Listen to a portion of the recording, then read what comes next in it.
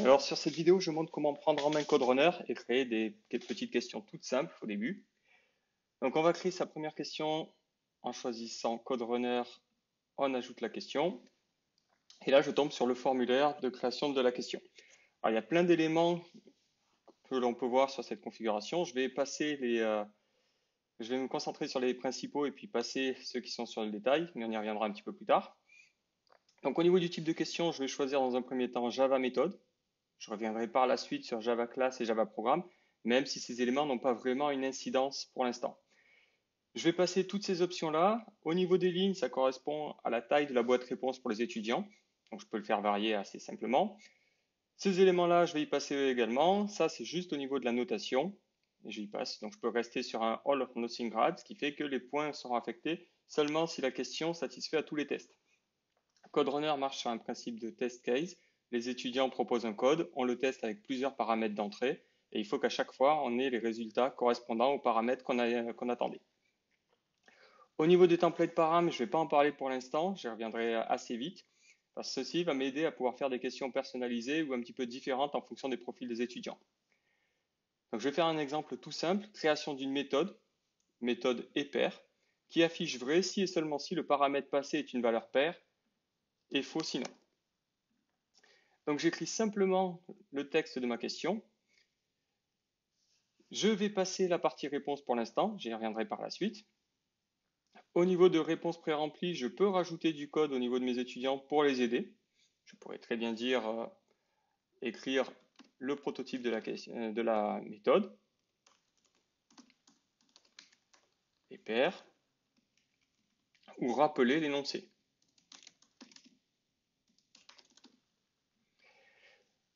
Global Extra, j'y passerai et j'arrive au niveau des test cases. C'est ces éléments-là qui vont me permettre de tester la question.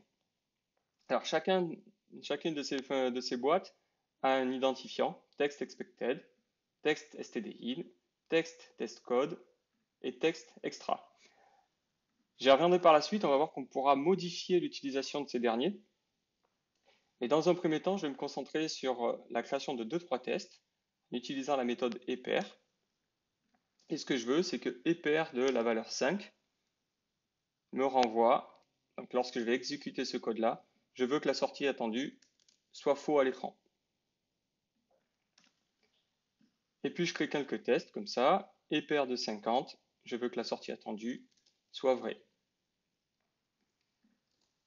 Et paire de 15, je veux que la sortie attendue soit faux.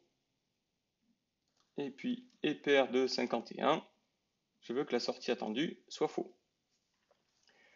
Donc j'en crée un dernier, et paire de 24, je veux que la sortie attendue soit vraie.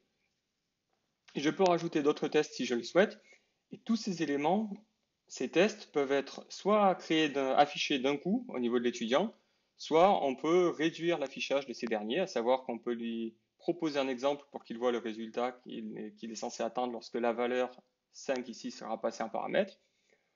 On peut cacher le test si jamais il a réussi. On peut le cacher s'il a échoué. Le fait de cacher s'il a échoué est bien pour faire des tests cachés sur lesquels les étudiants ne pourront pas voir que leur code n'a pas marché si jamais ils essayaient de répondre de manière à côté par rapport à la question. Donc avec ce simple formulaire, lorsque je crée ma question, je peux de suite la prévisualiser, un aperçu, et là j'ai ma boîte de test. Donc je peux reprendre cette méthode, écrire une réponse, et puis faire mon test.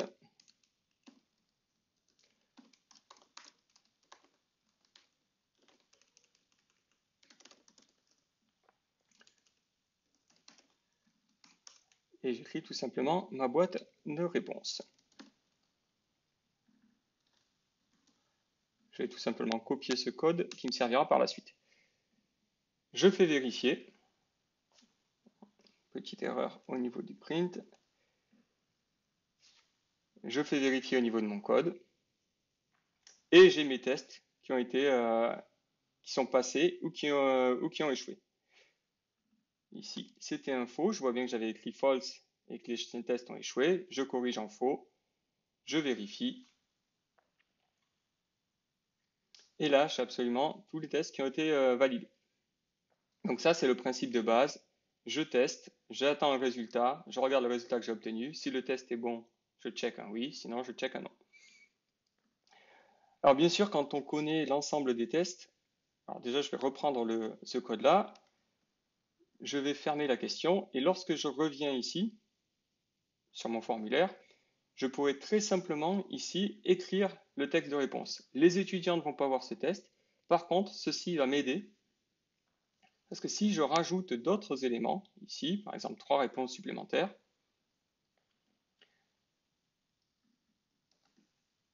je vais avoir de nouveaux test case 6, et si jamais j'ai la solution qui est déjà présentée au niveau de CodeRunner dans mon formulaire, je n'ai même plus besoin de remplir la sortie attendue. Cette sortie va être calculée automatiquement par la réponse et j'aurai plus qu'à l'affecter automatiquement.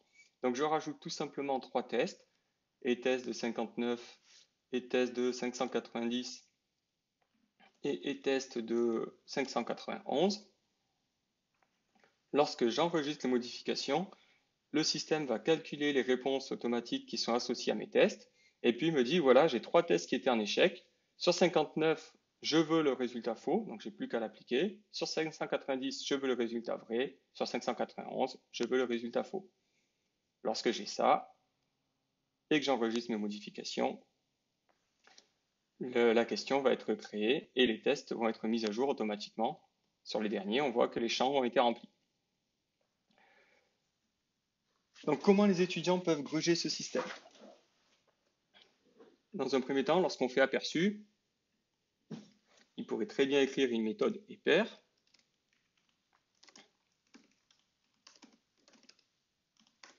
Et puis tout simplement faire un système.out.println vrai, qui renverrait vrai tout le temps. Lorsque je vérifie, eh bien, on va voir l'ensemble des tests qui ne sont pas passés. Et puis on voit que sur 5, on attend des faux, 15, 51, 59, 591. Donc les étudiants pourraient très bien écrire si i égale 5 ou i égale donc 15, 51, 59,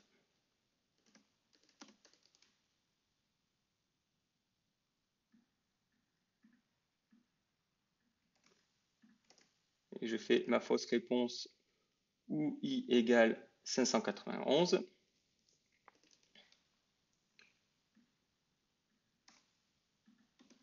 J'affiche faux.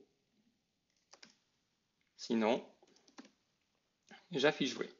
Et du coup, avec ce test cette fonction qui n'est pas forcément correcte, j'arrive quand même à valider tous mes tests. Donc l'idée pour contrer ça, ça va être d'ajouter un petit peu d'aléatoire. Et puis au lieu d'avoir des valeurs qui sont fixes ici, je vais utiliser des valeurs qui auront été générées automatiquement. Et c'est là qu'on va pouvoir utiliser cet élément-là, qui sont les templates param. Alors c'est du Twigs, c'est un langage sur lequel on va pouvoir trouver des informations sur le site il faut regarder la documentation au niveau du Twig, mais généralement c'est simplement des variables qu'on va écrire en JSON avec une syntaxe qui est assez simple et qu'il suffit de reproduire par la suite.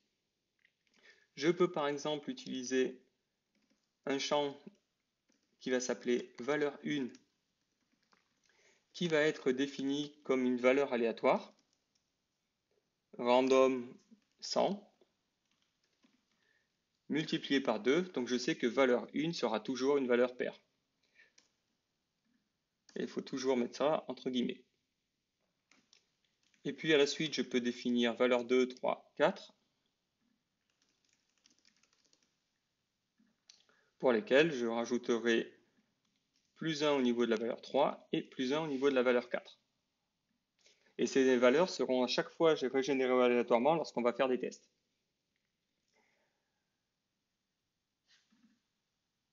Du coup, lorsque je veux les appeler, eh bien, au lieu d'appeler une valeur en dur ici, alors, avant, chose importante, il faut que j'active le twig all pour pour tout le document, c'est-à-dire pour la question, mais également pour les boîtes de réponses préchargées. Une fois que j'ai activé ce twig all, eh bien, je vais pouvoir utiliser valeur paire ici, en la faisant presser, en l'encadrant de double accolade. Donc valeur 1, on a dit, était une valeur vraie. Ici, valeur 2, une valeur vraie, une valeur paire, donc vraie, valeur 3 étant impair et valeur 4 étant impair. Ce n'est pas un problème parce que même si mes tests sont faux, ils seront corrigés automatiquement lorsque je vais enregistrer la question. Donc je peux très bien faire valeur 1, valeur 2, valeur 3 et valeur 4. Et puis surtout, ce que je vais faire, c'est que je vais masquer valeur 2. Je vais tout simplement le cacher, ainsi que valeur 4. Ce qui fait que l'étudiant ne pourra pas avoir accès à ces valeurs et ne saura pas quelles sont les valeurs sur lesquelles il faut afficher vrai ou faux. En tout cas, pas sur tous les champs. Lorsque j'enregistre mes modifications, j'ai des tests qui ont été incorrects. Alors là, il faut que je supprime la dernière virgule. J'enregistre mes tests. Certains vont être faux parce que j'ai mis la boîte de réponse préchargée. Du coup, je vais les corriger. Donc, c'était sur le test case 1. Lorsque j'enregistre et que je continue, et que je fais ma prévisualisation, mon aperçu, eh bien même si l'étudiant essaie de tricher,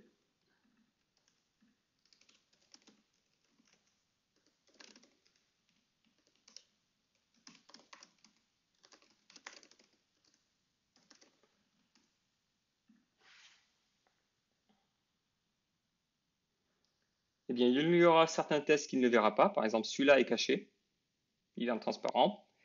Euh, Moi, je ne peux le voir parce que je suis en mode édition, et sinon, il ne saura pas que c'est la valeur 101 qui est recherchée. Donc, il ne pourra pas faire son test. Si jamais je recommence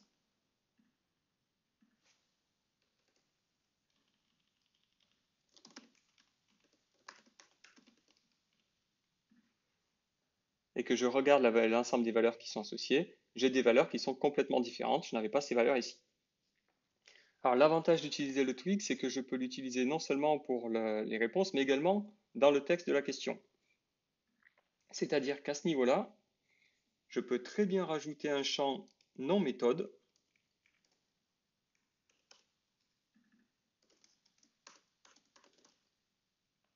qui serait un random sur un tableau. Donc un random sur un tableau que je vais définir avec certains mots-clés comme ceci. On va enlever le multiplier par 2.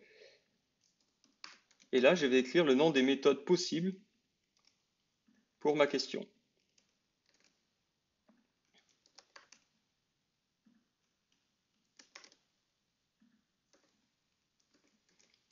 Donc des noms de méthodes assez similaires. Simplement, désormais, je vais utiliser non méthode en tant qu'alias, ce qui fait que je vais pouvoir générer des questions aléatoires. Et à chaque fois qu'un étudiant va venir sur cette question et va l'afficher, il aura une méthode qui prendra l'un des noms suivants, mais je vais avoir des différences, quelques petites disparités entre les différents étudiants, ce qui fait qu'ils ne pourront pas faire du copier-coller trop facilement. Bien sûr, dans ce cas-là, je vais le remplacer dans le texte, et puis je vais utiliser les accolades. Ce qui fait que si je le remplace ici, je dois également le remplacer au niveau des test cases.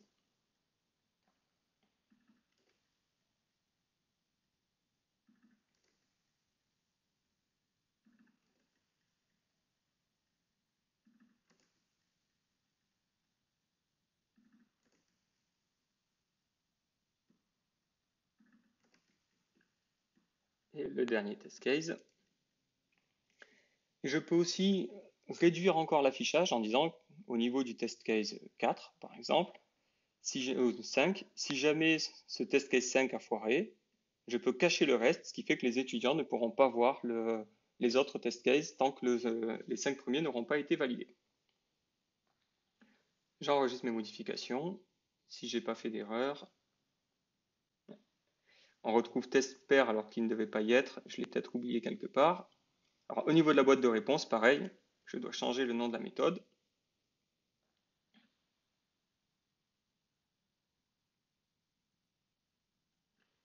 Et lorsque je teste tout ça, que je fais un aperçu, et bien maintenant, je dois écrire la méthode pair. Si jamais je remplis la réponse correcte et que je vérifie, tout va bien se passer. Et puis, si je recommence, la méthode maintenant est être pair. Et du coup, j'ai bien un petit peu d'aléatoire qui aura été mis dans ma question. Donc avec ça, ça me permet de faire la majorité des questions simples au niveau de la création des méthodes. Donc si je regarde un petit peu plus en détail ce qui s'est passé et comment CodeRunner a fonctionné, je vais rajouter un Customize. Et lorsque je clique sur Customize, j'ai cette boîte qui est apparue, la boîte personnalisation. Et la boîte personnalisation, elle m'indique exactement quel est tout le code qui aura été généré. Et donc, c'est tout ce code-là qui aura été créé avec à chaque fois les paramètres qui sont entre double accolade qui sont remplacés par les éléments que j'aurais définis au niveau de mon test. Donc, je crée une classe tester, je mets de suite la réponse de l'étudiant, donc qui aura été récupérée dans la boîte de réponse qu'aura saisi l'étudiant.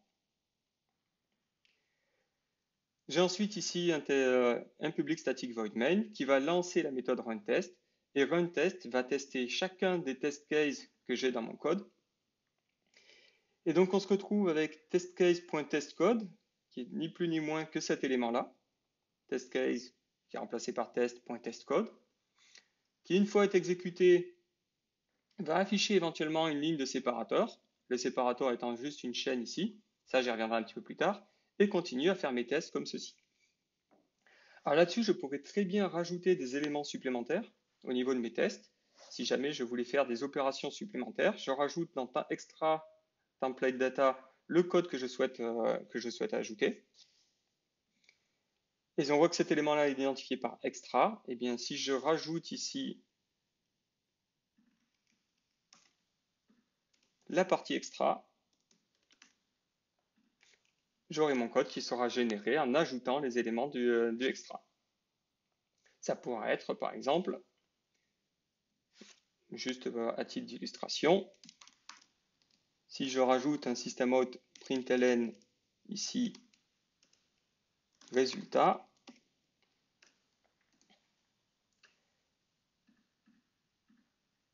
je le fais simplement sur la question 1. Lorsque je vais valider, on va voir qu'un test n'est plus bon parce que j'ai rajouté un mot-clé. Je le rajoute ici, désormais mon test est bon.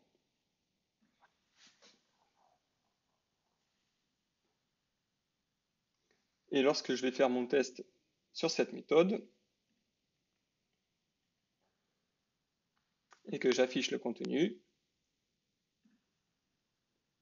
et que je vérifie, l'étudiant aura beau écrire le même code, et bien au niveau du résultat, j'aurai un résultat espéré vrai résultat, donc j'aurais rajouté du texte, j'aurais dû l'inverser, mais on voit vraiment que les éléments de extra ont été ajoutés en tout cas sur cette question-là. Autre point que je peux rajouter au niveau de ce truc-là, on a cet élément qui est un combinator. IsCombinator, ça veut tout simplement dire qu'on va exécuter ce code-là une seule fois et que sur une seule exécution, on va faire nos différents tests. Si j'avais enlevé isCombinator, j'aurais très bien pu avoir plusieurs exécutions, chaque exécution prenant en compte un et un seul test. Ça fait des comportements un petit peu différents dans le sens où si j'ai un isCombinator, les instructions qui auront été exécutées pendant le test i seront conservées lors de l'exécution du test i plus 1.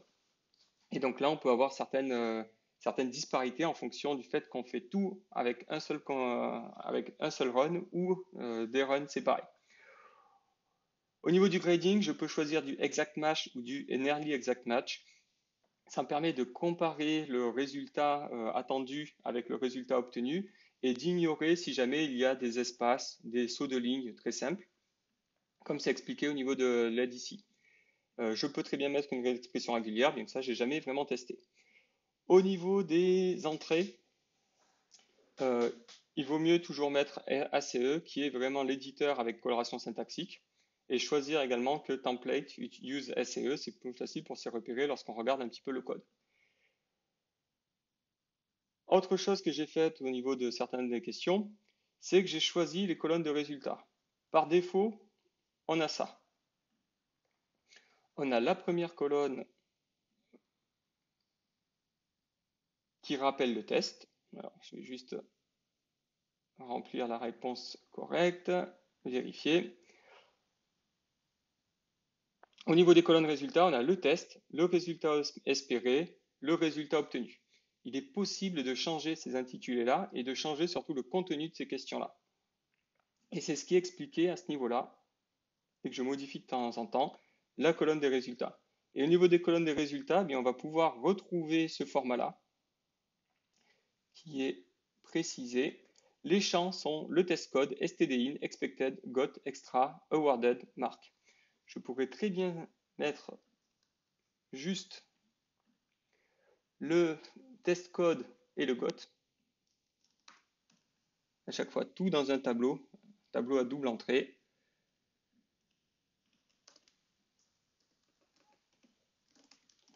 Test réalisé, test code, résultat.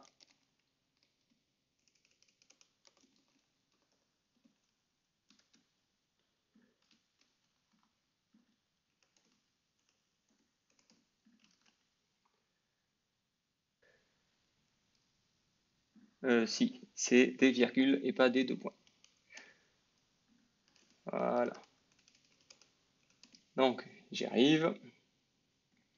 Lorsque j'enregistre tout ça,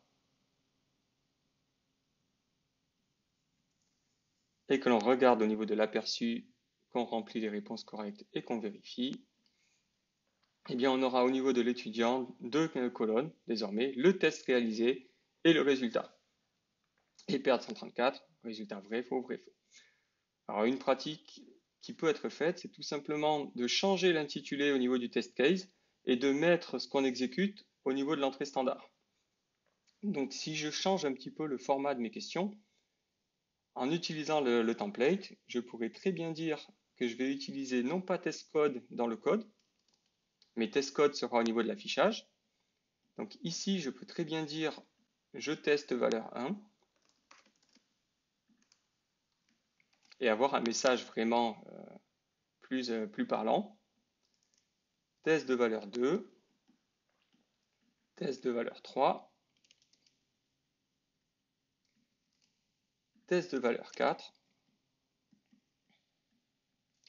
test de valeur 5. Je vais supprimer les autres tests pour pas que ça fasse trop à faire.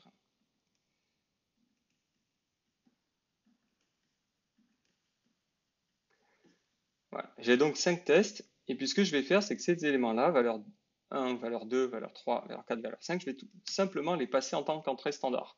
Et là, ça sera juste le jeu de données que je vais utiliser. Valeur 1, valeur 2, valeur 3, valeur 4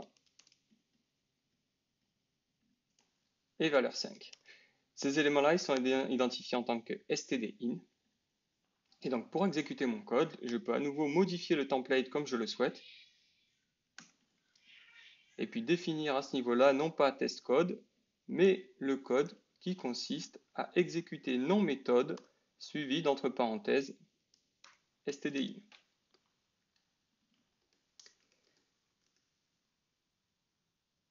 Et si je ne fais pas d'erreur, normalement, ça doit être bon.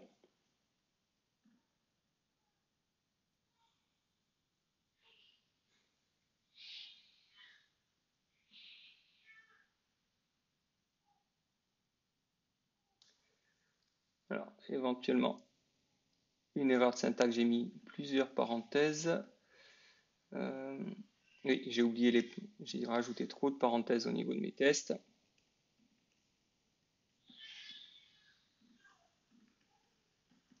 Bien que normalement, ça ne devrait pas poser trop de problèmes.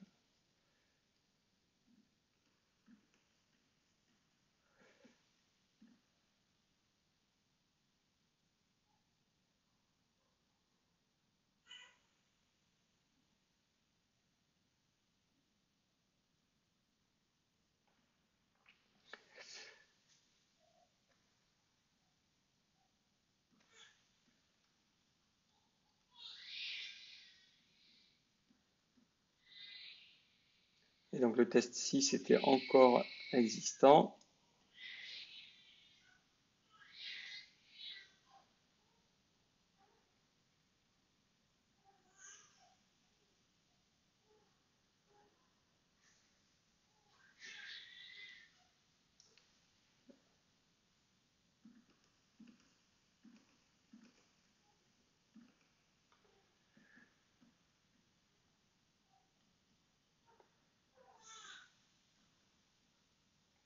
Et si valeur 5 n'a pas été définie, je n'aurai rien en tant que champ.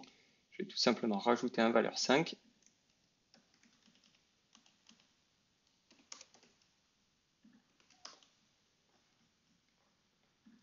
Et j'enregistre.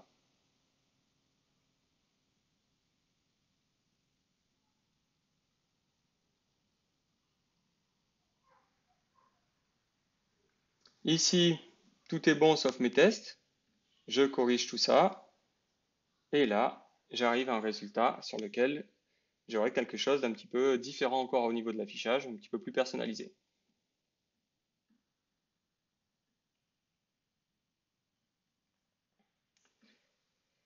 Et donc en aperçu, lorsque je remplis ma réponse et que je teste,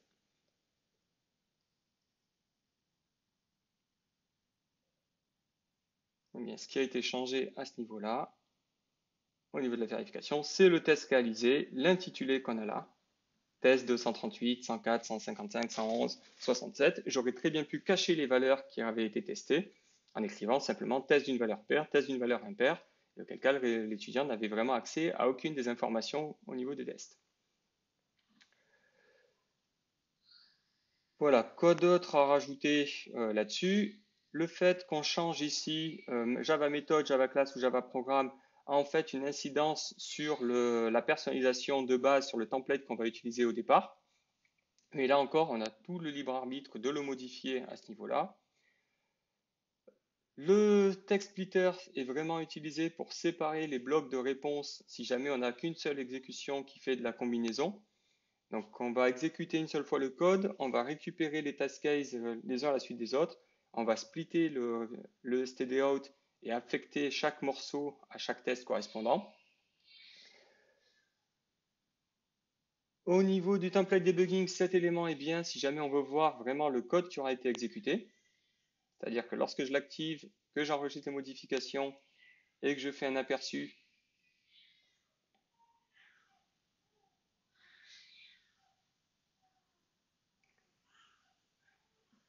voilà, et que je rajoute l'aperçu, je remplis les réponses correctes, je vérifie, je vais avoir maintenant la boîte qui me donne là le code entier qui aura été exécuté, à savoir ce dernier, le debug, sur le run 1, sur le run 2, sur le run 3, sur le run 4, sur le run 5. Et j'aurai à chaque fois ce qui aura été exécuté. Alors là, on voit qu'on a plusieurs runs, tout simplement parce que on a, bien qu'on ait fait une exécution combinée, au niveau de Java, on n'a pas forcément la possibilité de faire des exécutions groupées, alors que sur d'autres langages comme PHP, c'est un petit peu plus évident. Mais voilà en gros ce que l'on aura si l'on active le debug. Autre point, bon, bloc de réponse, j'en ai parlé. Le pre-check, c'est tout simplement des éléments qu'on peut donner au niveau des étudiants. Si jamais je mets certains exemples. Le feedback, j'en ai pas besoin. Pre-check, au niveau des exemples, je peux choisir que cette boîte-là sera utilisée en tant qu'exemple, ainsi que cette boîte-là au niveau du test case 4. Ce qui fait que lorsque j'enregistre ceci, au niveau de l'intitulé de la question, l'étudiant peut déjà avoir peut avoir une idée du tableau qu'on attend.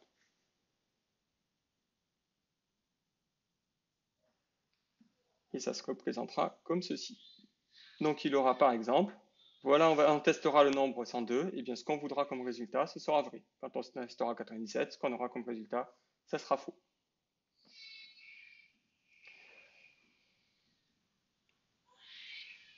Au niveau des marques, le all or nothing grading permet tout simplement de faire en sorte que les points soient attribués si et seulement si toutes les questions sont bonnes, ou alors faire un ratio. Si certaines questions sont bonnes mais pas d'autres, on peut donner quelques points. On peut instaurer un régime de pénalité ou pas selon le nombre d'essais qu'on va faire au niveau des questions.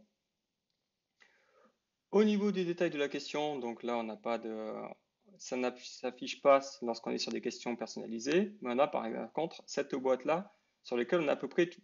Voilà, le N-Exact Match, c'est pour inhiber les espaces si jamais l'étudiant avait affiché vrai suivi d'un espace.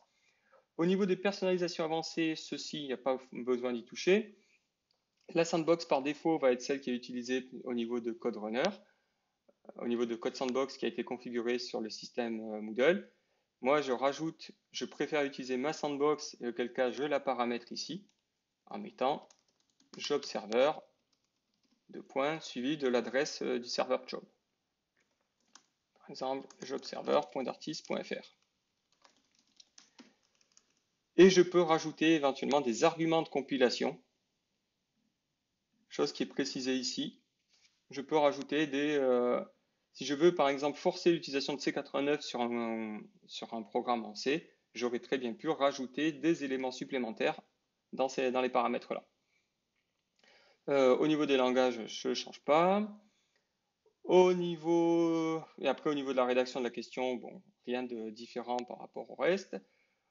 Les réponses, le validator save est plutôt pratique, mais on peut le désactiver si jamais on a certaines questions sur lesquelles on n'est pas forcément sûr de notre réponse, ou alors sur les tests qui peuvent être un petit peu longs à faire.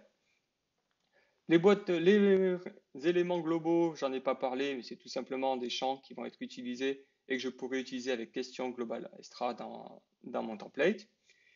J'ai pas précisé le fait que donc tous ces éléments, mark, ordering, ça va être simplement l'ordre et puis le nombre de points.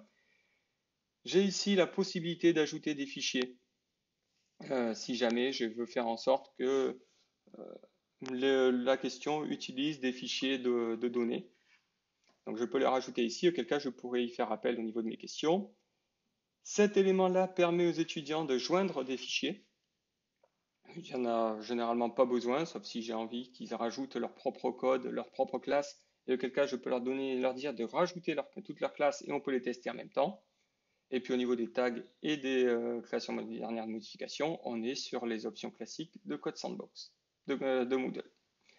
Dernier point que je n'ai pas précisé, au niveau du formatage de la réponse, au niveau ici, sur la colonne des résultats, il est possible de rajouter un élément qui est le marqueur, qui est le formatage.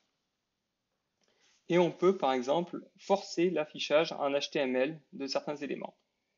Si je ne me trompe pas, c'est la balise H qui doit être précisée en tant que troisième paramètre. Alors ça, c'est pas forcément précisé dans la doc, je suis allé le chercher sur Internet. Mais si je ne me trompe pas, le troisième paramètre ici pourrait être un H, et auquel cas cet élément-là est précisé en tant que code HTML. Ce qui va me permettre de pouvoir afficher des images au niveau de ma boîte de réponse. Voilà, c'est à peu près tout sur l'utilisation de Code Sandbox. Après, le plus simple, c'est surtout de revenir sur les questions déjà existantes, de les éditer, et puis de regarder les différents éléments qui auront été utilisés là-dedans. Donc là-dessus, j'ai fait une